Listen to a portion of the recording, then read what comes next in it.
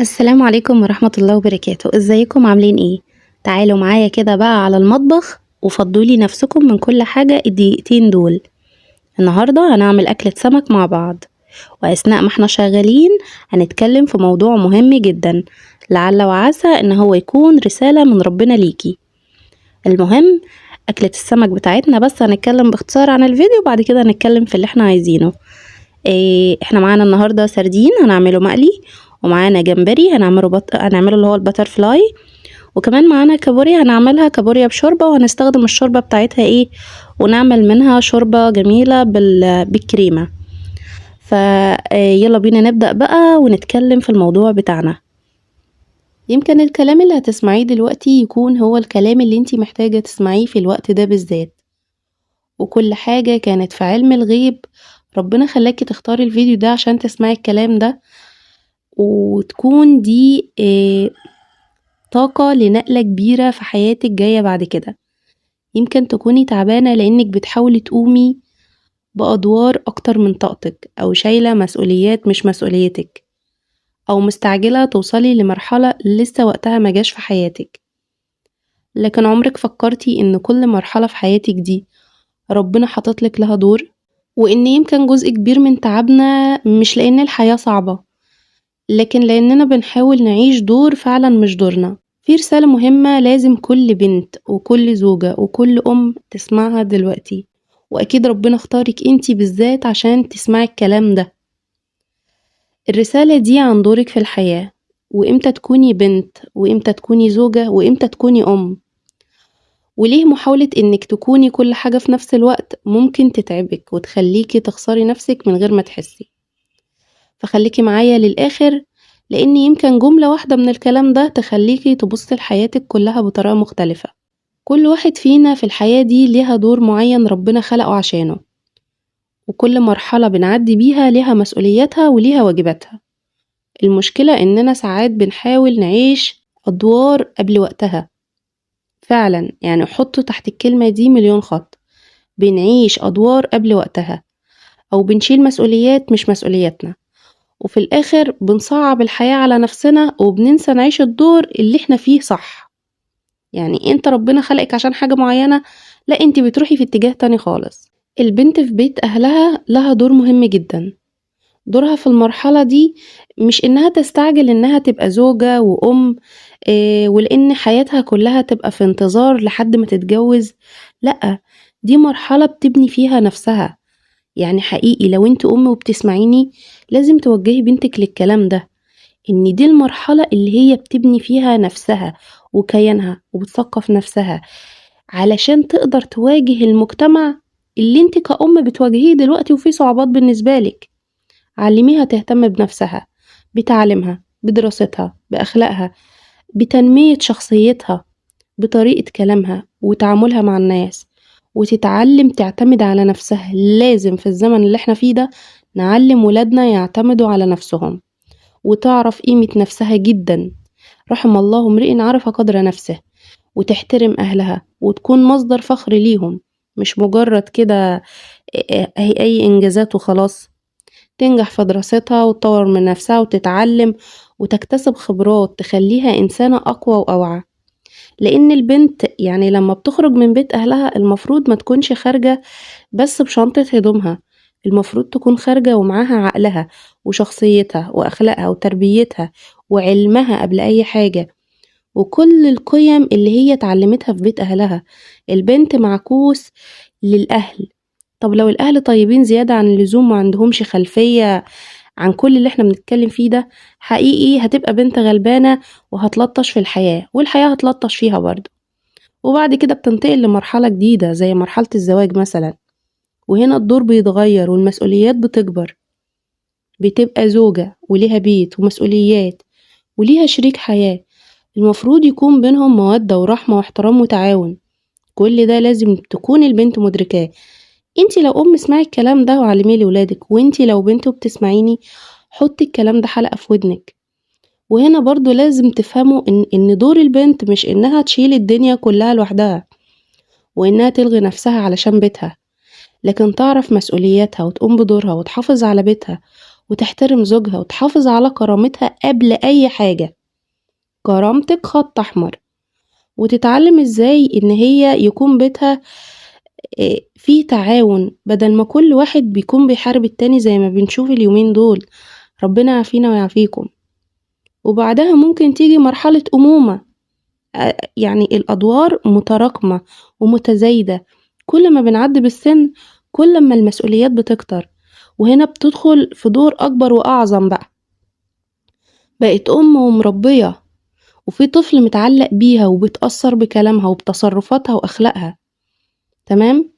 وهنا مسؤوليتها مش بس إنها تأكله وتشربه وتلبسه ومامي وبابي وشوية الكلام اللي احنا بنشوفه على النت ده. كل دي حاجات فارغة، كل دي حاجات تافهة. دي بتربي إنسان، بتعلمه الصح، بتعلمه الغلط، بتعلمه الاحترام، بتعلمه الرحمة، بتعلمه المسؤولية والأدب، تعلمه يكون إنسان واثق في نفسه. بتكون قدامه نموذج هو بيتعلم منه من غير ما يحس. هي مراية بيشوف نفسه فيها. وعشان كده كل مرحلة في حياتنا محتاجة إننا نديها حقها. ما ينفعش البنت بس يعني وهي في بيت أهلها تكون عايزة تعيش دور الزوجة والأم قبل وقته وتنسى تبني نفسها. ما ينفعش الزوجة تكون شايلة مسؤوليات كل الناس. سيبكم من البنت بقى، تعالي بقى كزوجة. ما ينفعش الزوجة تكون شايلة فعلا مسؤوليات كل الناس وتنسى نفسها، تنسى مسؤولياتها الأساسية تجاه بيتها اللي هو بيتها ونفسها وزوجها. وما ينفعش الأم تفضل طول عمرها عايشة كل الأدوار اللي حواليها، يعني حرام، وتنسى إنها إنسانة ولها حياة واحتياجات وحقوق. كل إنسان له دوره، وكل مرحلة لها دورها.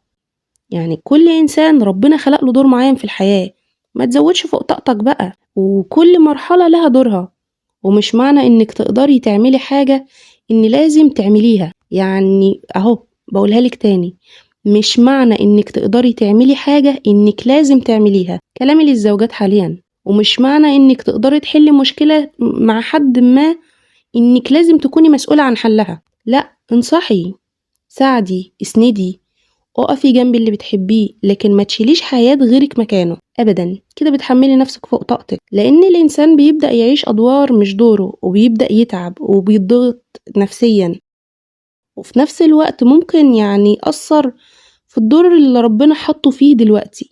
طب ليه؟ الحياة مش محتاجة تكوني كل حاجة لكل الناس. المطلوب انك تعرفي انا دلوقتي فين، وايه دوري، وايه مسؤوليتي. لو انت بنت في بيت اهلك ابني نفسك، ولو انت زوجة اهتمي ببيتك وبعلاقتك بزوجك من غير ما تلغي نفسك. لو انت ام ربي ولادك وكوني قدوة ليهم. وفي كل مرحلة خدي وقتك وعيشيه صح. خدي وقتك وعيشيه صح، لان الانسان لما بيتقن دوره في كل مرحلة بيكون مستعد للمرحلة اللي بعدها. واجمل حاجة ممكن تعمليها لنفسك ولأهل بيتك انك تفهمي نفسك وتميزيها في الوقت ده بالحاجة المطلوبة منك. واقصد بالكلمة دي يعني دورك ايه في الحياة في المرحلة دي. هل طالبة فهذاكر واجتهد وانجح، او ام هحافظ على صحتي وترتيب وقتي وبيتي وولادي؟ انتي ادرى بنفسك ايه اللي مطلوب منك في الوقت ده، فتميزي فيه لانك فعلا تقدري. يعني لولا ان ربنا عارف ان انت تقدري ما كنتش هتدخلي الفيديو ده، ما كانش هياخد بايدك ويسمعك الكلام ده.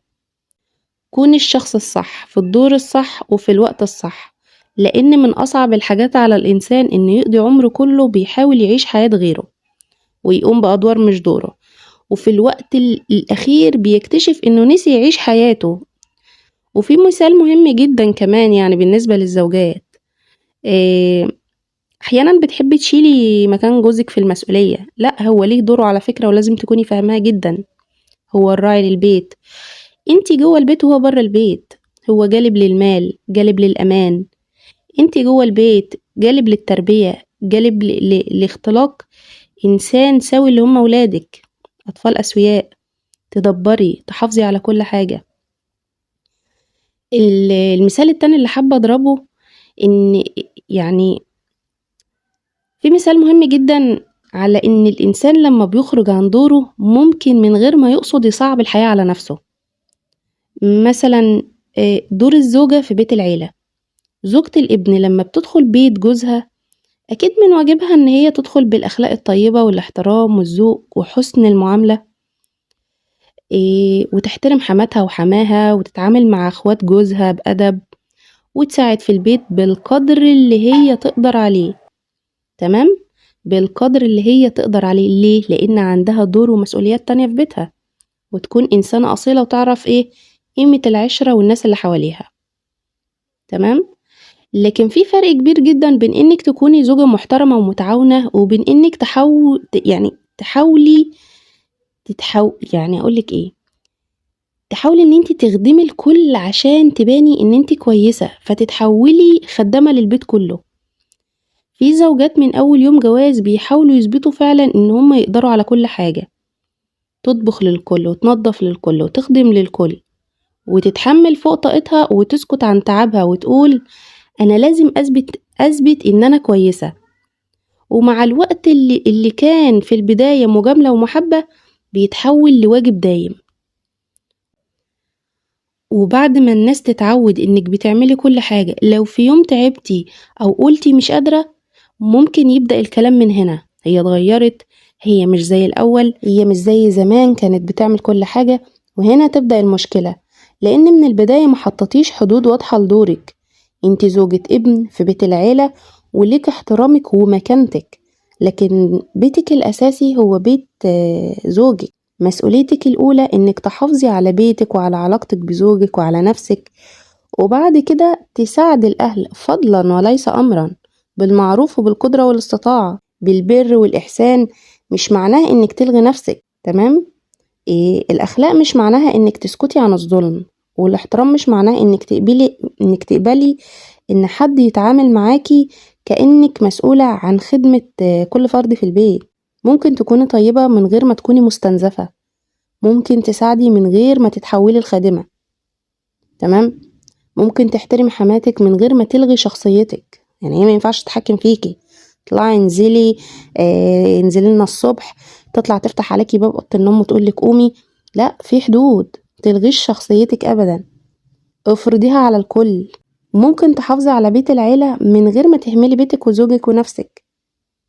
ليكي وقتك، خصصي وقتك، متنزليش غير وشقتك نظيفة، متنزليش غير وانتي نفسيتك مرتاحة. يعني ما تواجههمش وانتي مضغوطة. عشان كده بنقول حاولي تخلي في حدود. يعني احترمي حماتك من غير ما تلغي شخصيتك. والأهم من كل ده إن الزوج نفسه لازم يكون واعي بدوره. يعني انت كأم برضو لازم تتكلمي مع أولادك الصبيان وتوجهيهم عشان لما يبدأوا يبنوا بيت وأسرة ما يدمروش حياة بنت الناس اللي داخلة بيتهم. لأن زوجته مش جاية البيت عشان تشيل مسؤولية أهله كلها، هي جاية تكون شريكة لحياته. ولو حصل خلاف الزوج العاقل طبعا ما بيسيبش زوجته وأهله في صراع دايم. هو كده كده لازم هيحصل صراعات مهما تكوني كويسة، بس في حدود، انك تحافظي على كل حاجة. الزوج الصح ما بيطلبش من زوجته انها تتحمل فوق طاقتها علشان يرضي الجميع، لكن بيحط حدود بالعدل وبيحفظ كرامة زوجته، وفي نفس الوقت بيحافظ على احترام اهله. تمام؟ وعشان كده كوني طيبة وواعية وكوني كريمة لكن بحدود. كوني زوجة صالحة لكن ما تنسيش انك تكوني انسانة ليكي طاقة وكرامة وحياة. وبس. ده كان روتين النهاردة، وده كان موضوع النهاردة، ودي أكلة النهاردة. أحبكم في الله وأشوفكم على خير، وسلام.